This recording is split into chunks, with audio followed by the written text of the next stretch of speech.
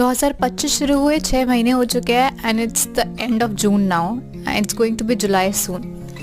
अगर आपने इन 6 महीनों में कुछ ऐसा किया है, अपना टारगेट अचीव करा है, कुछ ऐसा गोल अचीव करा है, अपने गोल के पास गए हैं, तो कंग्रेचुलेशंस, क्योंकि आप 90% लोगों से ज़्यादा आगे हैं। लेकिन अगर आप उनमें से हैं जो किसी न किसी वजह से अपना गोल अचीव नहीं कर पाए या उसके लिए कोई भी स्टेप आगे नहीं बढ़ा पाए, then this video is going to be you. और चाहे आपने गोल अचीव करा हो, कोई एक्शन लिया हो या ना लिया हो, जो यहाँ पे मैं स्टेप्स बताने वाली हूँ, these steps are going to be very crucial in your success journey. अब सबसे पहली चीज़ जो आपको करनी है, that is to acknowledge and that is to accept. सबसे पहले तो आपको एक्सेप्ट करना है कि आपने जो गोल सेट किया था at the starting of the year, वो गोल्स आप पूरे नहीं कर पाए हो और उसमें से जो गोल्स हैं वो रहते हैं। तो जैसे ही आप इस चीज़ को एक्सेप्ट करते हो और इस चीज़ को एक्नॉलेज करते हो, तो आपको पता लग जाएगा कि हाँ, ये चीज़ मेरी रहती है and I need to complete on this work.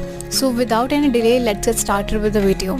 Point number 1 is clean your environment. You need to see your environment. अब इन्वायरमेंट से मेरा मतलब दोनों से है, that is your physical environment which is around you and your digital environment, that is your phone and the other social media accounts that you follow.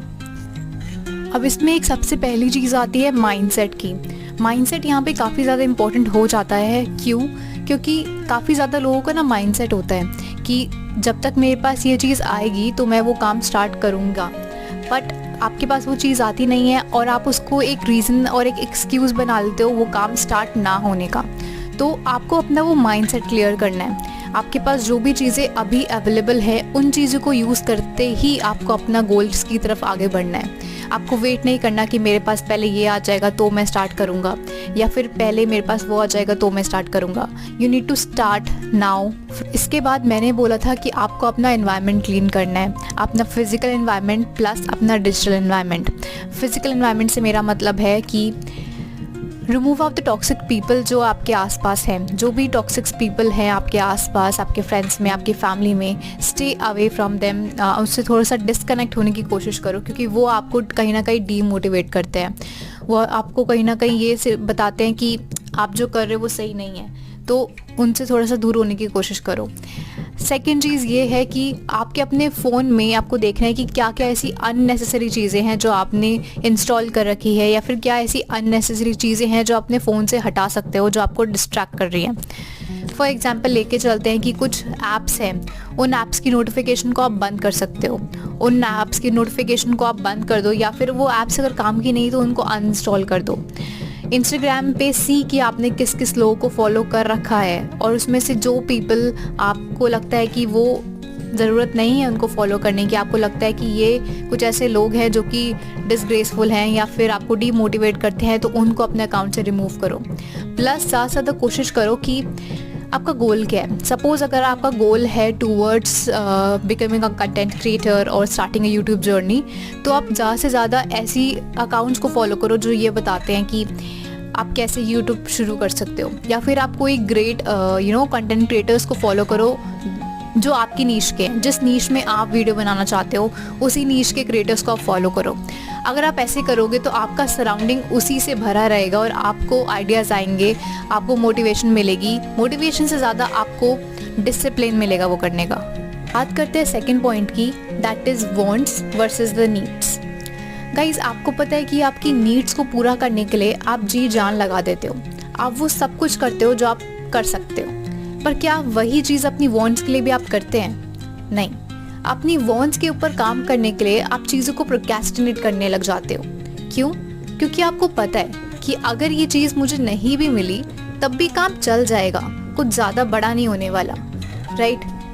तो यही चीज़ है, आपको अपने वांट्स को किसी ना किसी तरह अपनी नीड्स की लिस्ट में लाना है, क्योंकि एक बार आपके जो वांट्स हैं वो आपके नीड की लिस्ट में आ गए तो वो काम भी आपके आसानी से होने लग जाएंगे।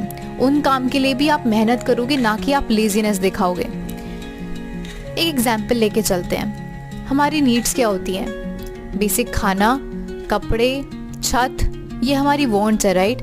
This is for the survival, क्योंकि अगर ये नहीं हुआ तो जीना बहुत ज़्यादा मुश्किल हो जाएगा। तो अपने वांट्स को भी अपनी नीड्स में लाओ। आप ये लेके चलो कि अगर मेरे पास ऐसा घर नहीं हुआ तो बहुत ज़्यादा प्रॉब्लम हो जाएगी, ऐसा घर तो मुझे चाहिए ही चाहिए। अगर मेरे पास ये गाड़ी नहीं हुई तो बहुत ज़्यादा प्रॉब्लम हो जाएगी, ये गाड़ी तो मुझे चाहिए ही चाहिए। जैसे ही आप अपने वांट्स को अपनी नीड्स की लिस्ट में लाते हो तो उन चीज़ों के लिए आप मेहनत करना शुरू कर जाओगे और उन चीज़ों के लिए भी आप प्रोक्रेस्टिनेट नहीं करोगे, आप लेज़ी नहीं बनोगे। तो ये काफ़ी ज़्यादा इम्पॉर्टेंट है और इसके लिए आपको अपना एटीट्यूड और अपना माइंडसेट चेंज करने की ज़रूरत है। अब आप ये चीज़ कैसे कर सकते हैं? इसके लिए बहुत ज़्यादा सिंपल है। आपको मोटिवेशन की ज़रूरत नहीं है, आपको एक सिस्टम की ज़रूरत है। मोटिवेशन से क्या होता है? मोटिवेशन, सपोज़ आपने एक मोटिवेशनल वीडियो सुनी, तो उस वीडियो को सुनने के बाद आप 1 या 2 दिन तक मोटिवेटेड रहोगे और अपने गोल के लिए काम करोगे। लेकिन जैसे ही उस मोटिवेशन का असर आपके ऊपर से हट जाता है, आप फिर से वही बन जाओगे, फिर से प्रोक्रेस्टिनेशन शुरू हो जाएगी, फिर से लेजीनेस आ जाएगा, राइट? तो motivation is not the key but consistency is, और कंसिस्टेंसी मोटिवेशन से नहीं डिसिप्लिन से आती है। डिसिप्लिन क्या होता है? आपको अपना एक सिस्टम बनाना है। डिसिप्लिन इज़ आप सुबह उठे इतने टाइम पे और इस टाइम पे आप लगभग उठ जाते हो। उसके बाद आपका एक रूटीन है जो आपको करना ही करना है। सवेरे आपका आफ्टरनून में एक रूटीन है जो आपको करना ही करना होता है। आपका डिनर के टाइम पे या रात के टाइम पे एक रूटीन होता है जो आपको करना ही करना होता है। ये रूटीन आपके फिक्स होते हैं। ऐसा नहीं है कि आज मूड नहीं है तो मैं नहीं करूँगा, नहीं। अगर आपने कोई एक सिस्टम बनाया है तो उसको आपको फॉलो करना ही करना होता है और वो होता है आपका डिसिप्लिन। और ये चीज़ सिर्फ और सिर्फ डिसिप्लिन से आती है, मोटिवेशन से नहीं। काफ़ी ज़्यादा लोगों का क्वेश्चन ये होगा कि आपने मुझे ये तो बता दिया कि मुझे मोटिवेशन नहीं, मुझे डिसिप्लिन चाहिए, लेकिन ये डिसिप्लिन मैं अपने अंदर लाऊं कैसे? गाइज, उसके लिए सबसे ज़्यादा इम्पॉर्टेंट है कि आपको सबसे पहले क्लियर हो कि आपको आखिरकार चाहिए क्या। उसके लिए एक पेन लो, एक डायरी लो और लिखना शुरू करो कि आपके गोल्स हैं क्या। आपने सपोज अपने 5 गोल्स लिखे। आपको अपनी जिम पे ध्यान देना है, बेसिकली अपनी फिटनेस के ऊपर ध्यान देना है, आपको अपने लुक्स के ऊपर ध्यान देना है, अपनी पर्सनालिटी के ऊपर ध्यान देना है, आपको अपनी साइड इनकम्स के ऊपर ध्यान देना है, अपनी साइड इनकम्स बनानी है।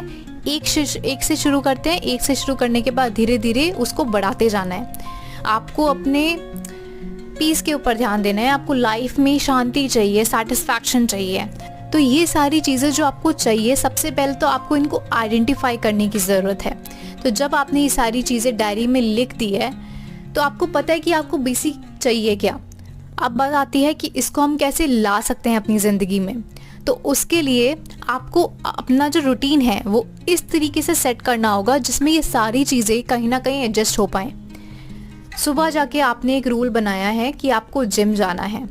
उसके बाद जिम से आने के बाद आपने एक रूल बनाया है कि आपको खुद को थोड़ा सा टाइम देना है ताकि आप खुद को भी समझ पाओ। उसके बाद आपने एक रूटीन बनाया है कि मुझे इंस्टाग्राम पे आलतू फालतू लोगों को फॉलो नहीं करना।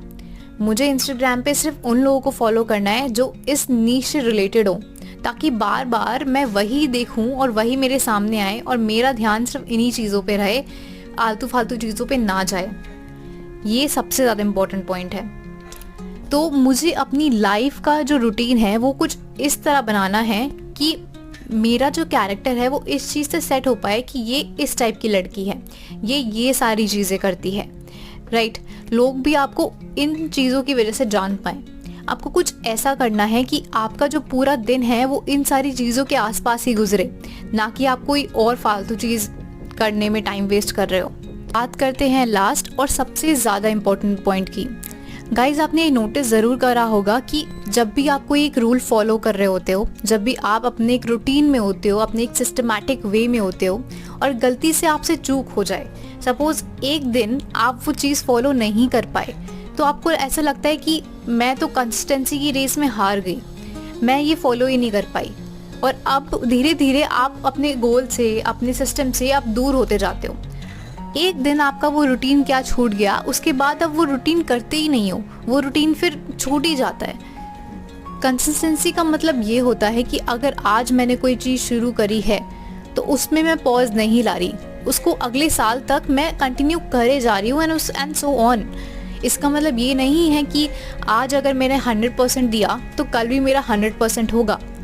कल हो सकता है कि मेरा 10% हो, परसों हो सकता है कि मेरा 5% हो, उसके बाद हो सकता है कि मेरा 70% हो सकता है कि फिर मेरा 80% हो। तो आप वो चीज़ कर रहे हो, बेसिक वो चीज़ पूरी तरीके से कंप्लीट नहीं हो पा रही है, लेकिन एटलीस्ट आपने उसे छोड़ा तो नहीं है, आप उसमें लगे तो हुए हो कम से कम। एग्जाम्पल लेते हैं बुक रीडर्स का। सपोज अगर I as a love reading, तो अगर मैं एक दिन पे एक किताब पढ़ती हूँ, सपोज मैंने अपना रूल बना रखा है कि मैं एक दिन पे एक किताब के 5 से 10 पेजेस पढ़ूंगी, तो ज़रूरी नहीं है कि मैं रोज़ 5 से 10 पेजेस ही पढूं। हो सकता है कि किसी दिन मैंने 1 पेज पढ़ा हो, किसी दिन मैंने 2 पेज पढ़े हों, किसी दिन मैंने 4 पेज पढ़े हों, किसी दिन मैंने 6 पेज पढ़े हों। तो ऐसा तो नहीं है कि मैं अपने जो मैंने गोल सेट करा है वो मैं हर दिन अचीव कर रही हूँ, पर एटलीस्ट मैंने वो करना छोड़ा नहीं है, मैं अभी भी उस चीज़ को कर रही हूँ, राइट। बेशक आप 100% ना दो, 50% दो, 10% दो, पर एटलीस्ट दो।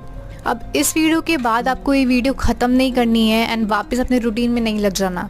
इस वीडियो के बाद आपको फाइनली एक्शन लेना है कि आपको अपना रूटीन किस हिसाब से बनाना है, आपको अपनी लाइफ किस हिसाब से सेट करनी है। उसके लिए आपको गोल्स बनाने पड़ेंगे, उसके लिए आपको उन गोल्स पे काम करना पड़ेगा। इसके बाद गाइस एक्शन का टाइम है, ना कि दोबारा किसी और वीडियो से मोटिवेशन लेने का। So I am sure that you're gonna start it soon. Do comment down in the comment section आपको नेक्स्ट वीडियो किस टॉपिक के ऊपर चाहिए। Till then bye bye, signing off. Radhe Radhe.